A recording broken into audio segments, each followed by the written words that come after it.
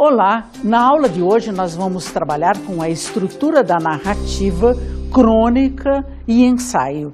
A crônica é um subgênero extremamente popular e o ensaio é um gênero de fronteira.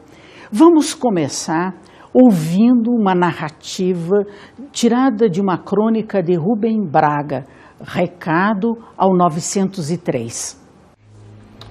Recebi outro dia, consternado, a visita do zelador em que ele me mostrou a carta onde o senhor reclamava contra o barulho no meu apartamento. Recebi depois a sua própria visita pessoal, devia ser meia-noite, e a sua veemente reclamação verbal. Devo dizer que estou profundamente desolado e lhe dou a inteira razão. O regulamento do prédio é explícito, e se não o fosse, o senhor ainda teria ao seu lado a lei e a polícia. Quem trabalha o dia inteiro tem direito ao repouso noturno, e é impossível repousar no 903 quando no 1003 há passos, vozes e música. É impossível para o 903 dormir quando o 1003 se agita. Pois, como eu não sei o seu nome e nem o senhor sabe o meu, ficamos reduzidos a ser dois números empilhados entre dezenas de outros.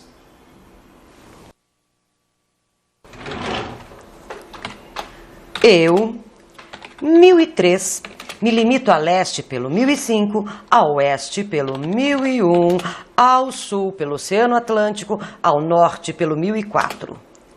Acima pelo 1103 e embaixo pelo 903, que é o senhor. Todos estes números são comportados e silenciosos.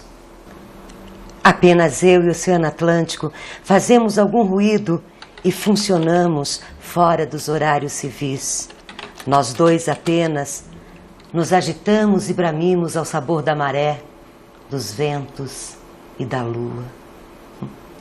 Prometo sinceramente adotar, depois das 22 horas, de hoje em diante, o comportamento de um manso lago azul. Prometo.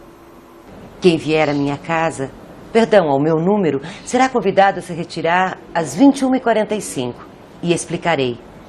O 903 precisa repousar das 22 às 7, pois às 8h15 ele deve tomar o 783, que o deixará no 109, para pegar o 523, que o levará até a outra rua, onde ele trabalha na sala 305. A nossa vida, vizinho, está toda reduzida a números.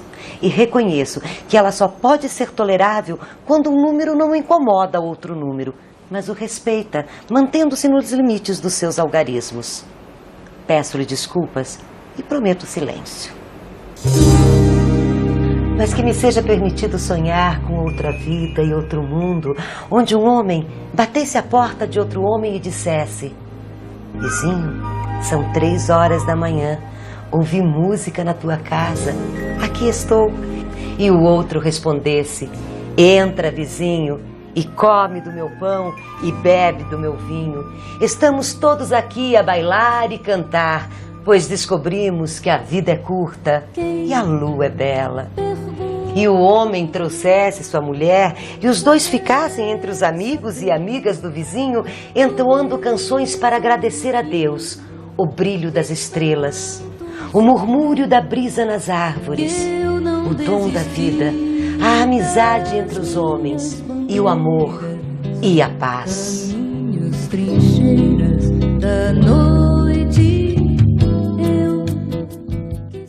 Essa crônica do Rubem Braga, como vocês puderam perceber, vai da questão cotidiana, o desencontro entre vizinhos, ao existencial, que me seja permitido sonhar com um outro mundo. Além disso, nós temos uma linguagem poética, não é, que nos convence das dificuldades das relações entre vizinhos e também da vida normal, né, urbana de hoje, aqueles números que se seguem de uma forma meio frenética. Bem, a crônica é isso, é falar sobre o presente com poesia e trabalhando os mais diferentes assuntos. Então, para tratar desses dois subgêneros, vamos pensar na problematização. Qual é a contribuição que o Brasil apresenta para um subgênero tão antigo quanto é a crônica? E como é que um ensaio, que é científico, acadêmico, pode se tornar um texto literário? Vamos trabalhar em primeiro lugar com a crônica e vamos ver crônica, tempo e realidade. De onde vem o termo crônica? Vem de Cronos, o deus grego do tempo. Portanto, o texto da crônica está relacionado a um tempo, a um momento histórico. Na Idade Média, esse momento histórico era sempre o momento do passado. Os cronistas falavam da história dos reis já acontecida. Não é o mesmo sentido que nós vamos ter hoje. Já no século XVI e XVIII, nós temos a crônica enquanto registro de um acontecimento. Os cronistas registravam o que eles viam, o que eles observavam. Nós temos, por exemplo, na literatura brasileira, uma crônica que é fundamental, que está na fundação da nacionalidade brasileira, que é a Carta de Pero Vaz de Caminha, onde ele conta não apenas o que aconteceu na viagem, mas principalmente o que eles encontram no Brasil naquele momento. Temos também, nesse início da história brasileira, o que nós denominamos os cronistas viajantes. Eram estrangeiros que passavam pelo Brasil e que escreviam as crônicas dessas viagens. É o caso, por exemplo, de Hans Staden, falando sobre a estada dele, a permanência dele, entre os índios tupinambás, quando ele quase foi devorado num dos rituais antropofágicos dessa tribo. Então, nós temos a crônica no passado com esses sentidos. Hoje, a literatura brasileira vê a crônica de uma outra maneira. Vamos ouvir um trecho sobre isso. No Brasil, ela, a crônica, tem uma boa história. E até se poderia dizer que, sob vários aspectos, é um gênero brasileiro, pela naturalidade com que se aclimatou aqui e a originalidade com que aqui se desenvolveu. Antes de ser crônica propriamente dita, foi folhetim, ou seja, um artigo de rodapé sobre as questões do dia, políticas, sociais, artísticas, literárias. Assim eram os da seção Ao Correr da Pena, título significativo a cuja sombra José de Alencar escrevia semanalmente para o Correio Mercantil, de 1854 a 1855. Aos poucos, o folhetim foi encurtando e ganhando certa gratuidade, certo ar de quem está escrevendo à toa, sem dar muita importância. Depois, entrou francamente pelo tom ligeiro e encolheu de tamanho, até chegar ao que é hoje. O que é importante nesse trecho do Antônio Cândido, em primeiro lugar, essa ideia de que no Brasil a crônica se aclimatou e realmente parece que o gênero narrativo neste subgênero que é a crônica tem características brasileiras extremamente importantes que nós vamos procurar desenvolver e exemplificar ao longo desta aula. Segundo, o nascimento da crônica no Brasil está ligado ao jornal. O papel que a imprensa escrita, jornalística, tem a ver com a divulgação da crônica, e isso até os dias de hoje. E, em terceiro lugar, a quantidade grande de cronistas que nós temos no Brasil se dedicando, alguns até exclusivamente, a este subgênero narrativo.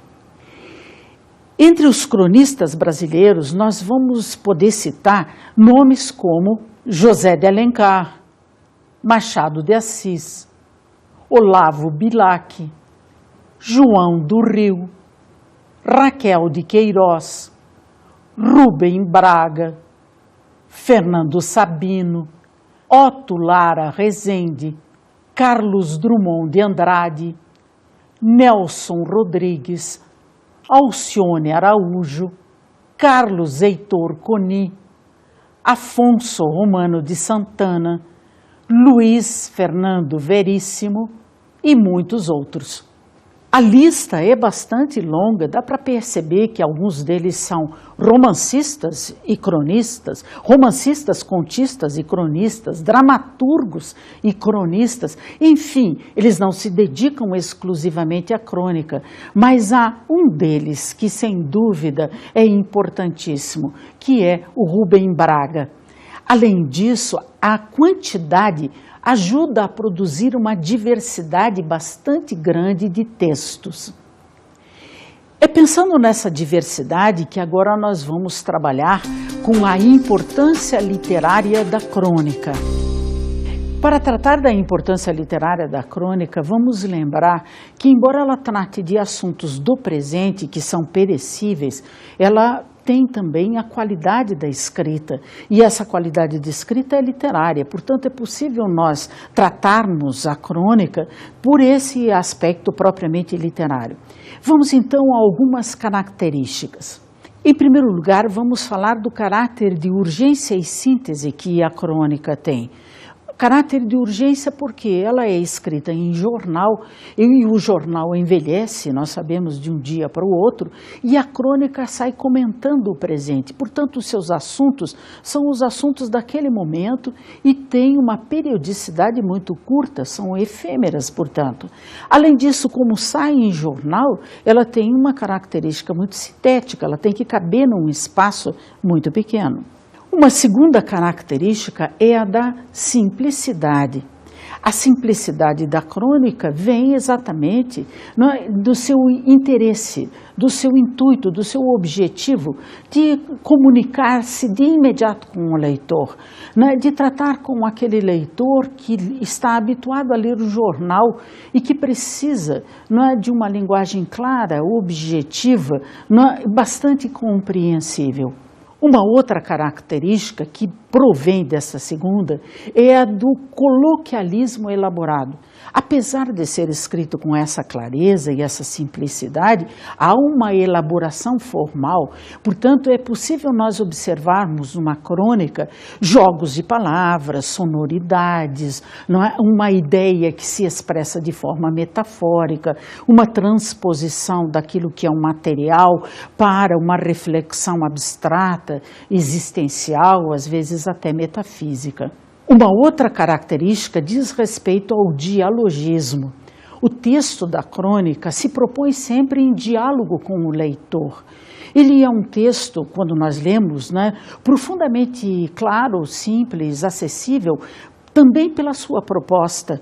Não é raro o cronista se referir ao leitor diretamente. E veja então, leitor, como estávamos tratando, caro leitor, e por aí afora. Uma outra característica é o toque de lirismo reflexivo. O que isso significa? É que a crônica ela vai adquirir, talvez pela necessidade da síntese, muito pela qualidade do escritor e pela necessidade de transformar esse texto em alguma coisa diferente do texto habitual do jornalismo. Essas crônicas vêm com um lirismo, vêm expressas com subjetividade, elas vêm expressas com a presença de jogos verbais e sonoros, como nós tratamos há pouco. Mais uma característica da crônica, a de simbioses. O que isso quer dizer? Quer dizer que a crônica aproveita elementos que às vezes são contraditórios ou múltiplos para reuni-los numa forma única. Vamos lembrar da crônica que nós ouvimos há pouco do Rubem Braga, sobre o recado ao 903. Ali havia uma simbiose de um assunto cotidiano, coloquial, próximo da vida das pessoas, como esse lance da relação com os vizinhos, transformada, fundida, adequada de uma forma simbiótica, com a ideia de uma proposta de uma vida diferente, de uma sociedade diferente. E por último, vamos dizer que a crônica tem como característica falar da complexidade das dores e alegrias humanas. E esta característica é que dá à crônica esse caráter de permanência que toda boa literatura tem. Vamos agora ouvir um pequeno trecho de uma crônica do Luiz Fernando Veríssimo para nós trabalharmos um pouco mais detalhadamente com essas características. Acho a maior graça. Tomate previne isso, cebola previne aquilo, chocolate faz bem, chocolate faz mal. Um cálice diário de vinho não tem problema. Qualquer gole de álcool é nocivo. Tome água em abundância, mas não exagere. Diante dessa profusão de descobertas, acho mais seguro não mudar de hábitos. Sei direitinho o que faz bem, o que faz mal para a minha saúde. Prazer faz muito bem. Dormir me deixa 0 quilômetro. Ler um bom livro faz-me sentir novo em folha. Viajar me deixa tenso antes de embarcar, mas depois rejuvenesço em 5 anos. Viagens aéreas não me incham as pernas, incham-me o cérebro. Volto cheio de ideias. Brigar me provoca arritmia cardíaca. Ver pessoas tendo acesso de estupidez me embrulha o estômago. Testemunhar gente jogando lata de cerveja pela janela do carro me faz perder toda a fé no ser humano. E os telejornais? Os médicos deviam proibir. Como doem? Não pedir perdão pelas nossas mancadas dá câncer. Não há tomate ou mussarela que previna. Ir ao cinema, conseguir um lugar central nas fileiras do fundo, não ter ninguém atrapalhando sua visão, nenhum celular tocando e o filme ser espetacular? Uau! Cinema é melhor para a saúde do que pipoca. Conversa é melhor do que piada. Exercício é melhor do que cirurgia. Humor é melhor do que rancor. Amigos são melhores do que gente influente. Economia é melhor do que dívida. Pergunta é melhor do que dúvida. Sonhar é melhor do que nada. Vocês puderam observar nessa crônica do Luiz Fernando Veríssimo, intitulada Viver, que, em primeiro lugar, ele parte de uma ideia opositiva, o que faz bem e o que faz mal. E ao comentar o que faz bem e o que faz mal, ele vai apresentando determinadas situações que estão na mídia, que estão na conversa entre as pessoas, que fazem parte do nosso cotidiano. Então a crônica tem esta marca do tempo presente. Ele define também comportamentos, usa uma linguagem que é uma linguagem coloquial, estou 0 quilômetro, por exemplo, fala de situações que são situações aceitáveis, cuidar da saúde, fazer exercício, e outras situações que são situações execráveis, comportamentos péssimos, jogar lata de cerveja pela janela, por exemplo. Enfim, a gente percebe que no texto da crônica, nós leitores nos reconhecemos no nosso presente. Essa é a grande qualidade da crônica, mas é também o grande defeito dela. Por quê? Porque com o passar do tempo, essas informações todas envelhecem. Vamos pensar agora um pouco naquela nossa lista de características. Se nós pensarmos, por exemplo, nesse caráter de urgência, né, que a crônica tem, a gente percebe isso no texto todo, né, a necessidade que ele tem de enumerar, né, o maior número possível de comportamentos e ações. Também nós percebemos nesta crônica, né, a simplicidade da linguagem que é usada pelo Luiz Fernando Veríssimo. Além disso, nós podemos observar que há um trabalho com a linguagem, esse coloquialismo elaborado, né, dentro dessa narrativa, assim como o dialogismo, a conversa com o leitor, né, como ele tenta convencer o leitor daquilo que faz mal e daquilo que faz bem.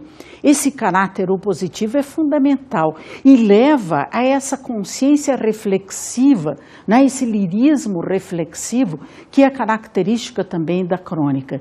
E no final da crônica nós temos esse falar das dores e das alegrias humanas, como quando ele começa a distinguir, não é, que o cinema é melhor do que a pipoca, que a dúvida é muito ruim, que é preciso encontrar respostas, e mais ainda quando ele termina dizendo que sonhar é melhor do que nada. Bem, continuando o nosso trabalho, portanto, com a importância literária da crônica, vamos passar agora a um outro aspecto. A importância literária da crônica quanto ao tipo de discurso. nós vamos trabalhar com 4 tipos de discurso e vamos começar com o primeiro deles, que é a crônica descritiva. São fazendas dos fins do século passado. Não mais. Seus donos ainda estão lá. Já não se balançam, é verdade, nas cadeiras austríacas da varanda, nem ouvem a partida deste bando de maritacas que se muda para o morro do outro lado da várzea. Ou talvez ouçam, quem sabe. Mas estão hirtos dentro de suas molduras, nas paredes da sala. Assim, rígidos, pintados a óleo, eles parecem reprovar nossos uísques e nossas conversas. Vocês percebem nesse trecho da crônica do Rubem Braga como ele se detém a fazer a descrição daquilo que é natural, daquilo que é artificial, o que foi construído pelo homem, e como a crônica vai minuciosamente estabelecendo quais são esses elementos. É, portanto, um discurso descritivo que nós temos nessa crônica. Vamos agora a um segundo tipo de discurso, a crônica narrativa. O primeiro responsável pela minha acidentada carreira dramática foi o saudoso professor Asdrubal Lima, de cujo canto orfeônico no Ginásio Mineiro, Hélio Pellegrino e eu primávamos em fugir pela janela depois da chamada, tão logo ele sentava ao piano. Às vezes nos arrependíamos e tornávamos a entrar pela porta, porque de súbito a cantoria da malta lá dentro nos parecia bem mais divertida do que as molecagens cá de fora. Na crônica narrativa, a gente percebe que o narrador, que está em primeira pessoa, vai contando fatos da sua infância ou aquilo que está acontecendo no seu presente. Nesse exemplo do Fernando Sabino, nós temos a recuperação, a memória do passado no formato de ações que as personagens vão apresentando. É, portanto, o típico discurso narrativo. Vamos a um terceiro tipo de crônica, que é a crônica dissertativa. Conversa é melhor do que piada, exercício é melhor do que cirurgia, humor é melhor do que rancor, amigos são melhores do que gente influente, economia é melhor do que dívida, pergunta é melhor do que dúvida, sonhar é melhor do que nada. Retomando a crônica do Luiz Fernando Veríssimo, Viver, vocês veem que naquele trecho ele está expondo ideias. Ao fazer comparações, ele está explicando o que ele pensa e como ele vê o mundo. É o típico discurso dissertativo. Vamos passar agora a um outro tipo de crônica, a crônica dialogada. Você não é o... Sou! E você, Ana Beatriz? Eu não acredito! Que tempão, né? Sabe que eu era apaixonada por você na escola? Quê? Era, juro! E por que eu nunca disse nada? Mas tá louco? Era amor secreto. Essa crônica dialogada é muito difícil de fazer, não tem narrador, são só personagens que falam. E toda a situação dramática tem que ser apresentada pelo diálogo. Mais um tipo de crônica agora, a crônica mista. A maioria das crônicas é desse tipo, isto é, mistura os vários discursos, tem partes descritivas, partes dissertativas, narrativas e dialogadas.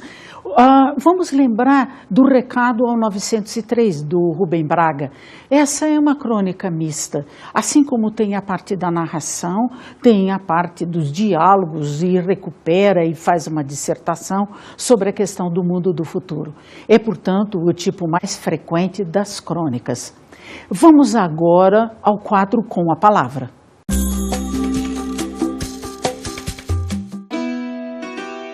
Rubem Braga é considerado um dos melhores cronistas brasileiros. Com uma visão aguda para o dia a dia dos fatos, conseguia transcrever, transformando os elementos mais complexos para uma simplicidade única. Ivo viu a uva. Eu vi a viúva. Ia passando na praia. Vi a viúva. A viúva na praia me fascinou. Deitei-me na areia, fiquei a contemplar a viúva. Vocês perceberam nessa crônica do Rubem Braga, não é, como ele passa de uma frase de cartilha, Ivo viu a uva, não é, para uma situação cotidiana, né, a atração que o homem sente pela mulher. Aliás, o jogo de palavras, Ivo viu a uva, viúva, não é, se sobrepõe à questão da realidade, como identificar uma viúva na praia, por exemplo. Vamos passar agora para a importância literária da crônica quanto ao tratamento do assunto. Vamos começar ouvindo uma crônica humorística. Morador de uma cidade do interior de Minas me deu conhecimento do fato. Diz ele que um cientista local passou o telegrama para outro cientista amigo seu residente em Manaus. Obséquio providenciaram 1 ou 2 macacos. Necessitava ele de fazer algumas inoculações em um macaco, animal difícil de ser encontrado na localidade. Um belo dia, já esquecido da encomenda, recebeu resposta. Providenciada remessa 600, restante seguirá oportunamente. Não entendeu bem. Só foi entender quando o chefe da estação veio comunicar-lhe. Professor, chegou sua encomenda, foi preciso trem especial. E acrescentou, é macaco que não acaba mais. Ficou aterrado. O telégrafo errara ao transmitir 1 ou 2 macacos, transmitira 1002 macacos. O objetivo desse texto é como o de uma anedota, de uma piada, fazer rir. É o humor que predomina. Vamos agora a um segundo tipo, a crônica lírica ou poética. Mas para instaurar uma vida mais simples e sábia, então seria preciso ganhar a vida de outro jeito. Não assim. Nesse comércio de pequenas pilhas de palavras, esse ofício absurdo e vão de dizer coisas. Seria preciso fazer algo de sólido e de singelo. Tirar a areia do rio, cortar lenha, lavrar a terra. Algo de útil e concreto, que me fatigasse o corpo, mas deixasse a alma sossegada e limpa. Todo mundo, com certeza, tem de repente um sonho assim. É apenas um instante. O telefone toca. Um momento. Tiramos um lápis do bolso para tomar nota de um nome, um número. Para que tomar nota? Não precisamos tomar nota de nada. Precisamos apenas viver, sem nome nem número. Fortes, doces, distraídos, bons, como os bois, as mangueiras e o ribeirão. Dá para perceber nessa crônica do Rubem Braga, não é, como essa narração em primeira pessoa, portanto subjetiva, lírica, não é, vai manifestando as suas dúvidas diante da escrita, diante do mundo, e o seu desejo de um comportamento, de uma forma de existência completamente diferente. Um outro tipo de crônica é o da crônica reflexiva. Existe gente casa e gente apartamento. Não tem nada a ver com o tamanho. Há pessoas pequenas que você sabe só de olhar que dentro tem 2 pisos e escadaria. E pessoas grandes com o interior apertado, sala e kitnet. Talvez não tenha nada a ver com caráter. Gente casa não é necessariamente melhor do que gente apartamento. A casa que alguns têm por dentro pode estar abandonada. A pessoa pode ser apenas uma fachada para uma armadilha ou um bordel. Já uma pessoa apartamento pode ter um interior simples, mas bem ajeitado e agradável. É muito melhor conviver com 2 quartos, sala, cozinha e dependências do que com um labirinto. Como vocês veem nesse assunto reflexivo, nessa crônica reflexiva, o que nós temos é o desenvolvimento de um pensamento. E um pensamento que se coloca de uma forma binária, a pessoa casa, a pessoa apartamento, e que vai trabalhando com uma complexidade. Nem a casa é melhor que o apartamento e vice-versa. O que importa é realmente esta organização interna e essa generosidade que a pessoa pode ter para com o outro. Então, essa questão reflexiva cabe dentro de um texto sintético, cotidiano, às vezes efêmero, que é a crônica. Um outro tipo de tratamento de assunto na crônica é o da crônica jornalística. Vamos a um exemplo. Ah, se vendessem paciência nas farmácias e supermercados. Muita gente iria gastar boa parte do salário nessa mercadoria tão rara hoje em dia. por muito pouco, a madame que parece uma lady solta palavrões e berros que lembram as antigas trabalhadoras do cais. E o bem comportado executivo? O cavalheiro se transforma numa besta selvagem, no trânsito que ele mesmo ajuda a tumultuar. Os filhos atrapalham, os idosos se incomodam, a voz da vizinha é um tormento, o jeito do chefe é demais para sua cabeça. A esposa virou uma chata, o marido, uma mala sem alça, aquela velha amiga, uma alça sem mala, o emprego, uma tortura, a escola, uma chatice. O cinema se arrasta, o teatro nem pensar, até o passeio virou novela. A paciência está em falta no mercado, e pelo jeito, a paciência sintética dos calmantes está cada vez mais em alta. Nessa crônica do Arnaldo Jabor, vocês veem que os assuntos são todos assuntos do momento, as citações que ele faz das situações, as palavras que ele usa, né, as expressões idiomáticas da língua portuguesa, são todas de uma gíria muito atual. Então ele é um texto muito marcado no presente, não tem essa parte reflexiva profunda, uma expressão lírica. Portanto, nós dizemos que ela é uma crônica, um gênero literário, mas com feição, com tipo, com modelagem, não é, de um texto de jornal. Passamos agora a um outro assunto, o ensaio como literatura. O gênero ensaístico é aquele que trata da exposição de ideias de uma forma científica, isto é, com argumentos, comprovando uma tese. É um escrito típico da universidade, da academia, da ciência, de um modo geral. No entanto, o que nós observamos no ensaio, nos dias de hoje, na atualidade, é que ele se deixa contaminar também pela escrita literária. E nós observamos que esse ensaio, ao se deixar contaminar pela literatura, aproveita recursos da literatura. Vai fazer jogos de palavras, vai usar o humor, vai procurar o diálogo com o leitor, vai, enfim, dar ao texto ensaístico, científico, que deveria ser frio e objetivo, uma característica literária. É por isso que o ensaio entra na aula de hoje como um dos subgêneros, não é, do grande gênero que é a narrativa. Vamos ouvir o exemplo de um ensaio que tem uma linguagem literária. Todos sabemos até que ponto é difícil roçar as margens da distração. Essa experiência se confronta com as tendências de nossa civilização, que propõe como arquétipos humanos o abstraído, o retraído e até o contraído. Um homem que se distrai nega o mundo moderno. Ao fazê-lo, joga o todo pelo todo. O distraído se pergunta: o que há do outro lado da vigília e da razão? A distração quer dizer atração pelo reverso deste mundo. A vontade não desaparece, simplesmente muda de direção. Em lugar de servir aos poderes analíticos, os impede de que confisquem, para seus próprios fins, a energia psíquica. A pobreza de nosso vocabulário psicológico e filosófico, nesta matéria, contrasta com a riqueza das expressões e imagens poéticas. Recordemos a música calada de San Juan, ou O vazio é plenitude, de Lao Tse. Os estados passivos não são nada mais que experiências do silêncio, e o vazio nada mais é que momentos positivos e plenos. Do núcleo do ser jorra uma profusão de imagens.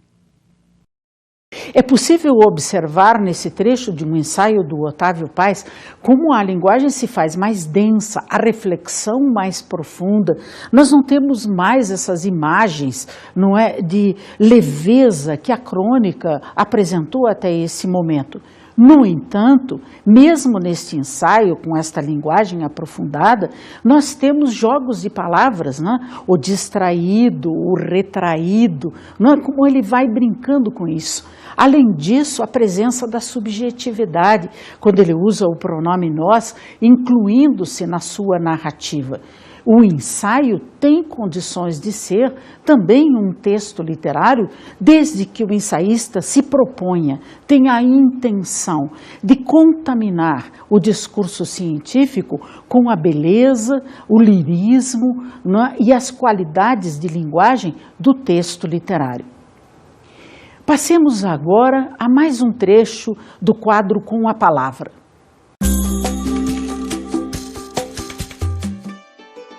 Rubem Braga conseguiu se tornar célebre com a crônica, usando linguagem coloquial e temáticas simples, encantando assim os leitores.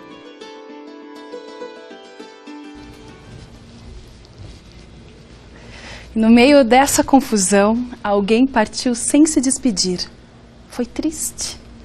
Se houvesse uma despedida, talvez fosse mais triste. Talvez tenha sido melhor assim. Uma separação, como às vezes acontece em um baile de carnaval. Uma pessoa se perde da outra, procura por um instante, depois adere a qualquer cordão. É melhor para os amantes pensar que a última vez que se encontraram se amaram muito. Depois apenas aconteceu que não se encontraram mais. Eles não se despediram. A vida é que os despediu, cada um para o seu lado, sem glória nem humilhação. Rubem Braga é, sem dúvida, um dos grandes cronistas brasileiros.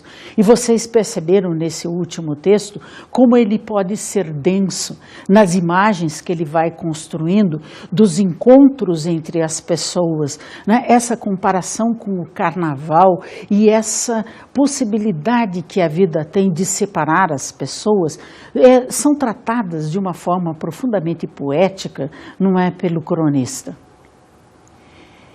Nós vimos na aula de hoje a importância literária da crônica, as suas divisões, as suas variáveis e, sobretudo, o papel que ela tem de entreter, de chamar a atenção, de prender o leitor ao texto escrito. E vimos também o quanto, na atualidade, o ensaio pode chegar ao limite, na fronteira com a literatura e dela apreender algumas características estéticas.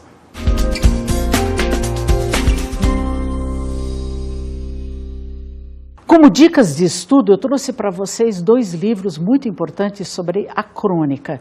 O primeiro se intitula A Crônica, é do Jorge de Sá e é editado pela Ática, pela editora Ática. Eu vou ler um trechinho das considerações finais do livro para vocês terem ideia, né, de que aspectos ele tratou e com que linguagem ele falou da crônica. No momento em que a crônica passa do jornal para o livro, temos a sensação de que ela superou a transitoriedade e se tornou eterna. Entretanto, todos os escritores demonstram sua perplexidade diante da inevitável passagem do tempo, corroendo os seres e as coisas. Acreditar que o cronista ganha a eternidade numa simples mudança de suporte não seria simplório demais? Essa ideia de perenidade não estaria ferindo a própria leveza da crônica, eliminando o seu ar de prosa fiada? São perguntas que ficam no ar para nós respondermos a respeito da crônica. O segundo livro que eu trouxe para vocês é um estudo bastante alentado sobre a crônica e que se intitula A Crônica, Gênero, Sua Fixação e Suas Transformações no Brasil. Foi editado pelo setor de filologia da FCRB, Fundação Casa de Rui Barbosa, do Rio de Janeiro, em convênio com a editora da Unicamp, a Universidade Estadual de Campinas. Trata-se de um estudo bastante longo, feito por diferentes autores, cada um tratando de diferentes formatos de crônicas aparecidos em jornal, em livro, no passado e no presente. São exemplos de estudos valiosíssimos sobre a crônica. Eu desejo a vocês muito boas leituras.